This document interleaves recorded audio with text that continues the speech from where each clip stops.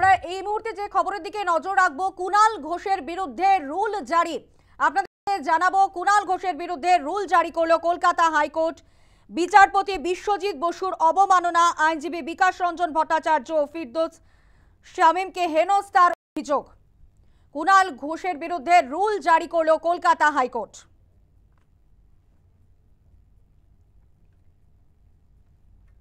আমরা কথা বলবো, আমাদের সঙ্গে টেলিফোন লাইনে রয়েছেন আমাদের প্রতিনিধি প্রিয়াঙ্কা এইচ ভৌমিক। প্রিয়াঙ্কা, ঠিক কি কারণে রুল জারি করলো কলকাতা হাইকোর্ট কুণাল ঘোষের বিরুদ্ধে?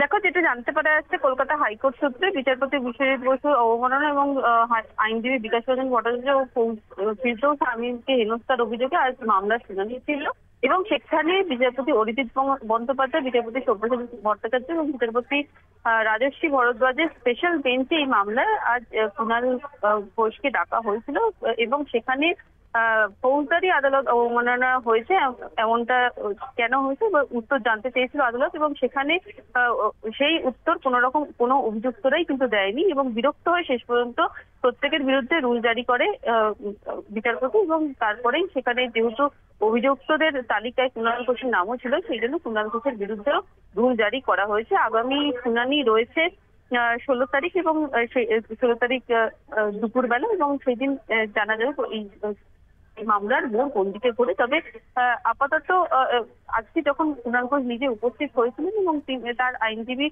জানিয়েছিলেন যে তারা যেহেতু সময়টা একদমই অল্প পেয়েছেন এবং সেক্ষেত্রে তারা জবাব দিতে পারেনি সেই কারণে, এবং আরো একটু সময় যদি আদালতের তরফ থেকে দেওয়া হয় তারা সেক্ষেত্রে তাদের উত্তর জানাবে।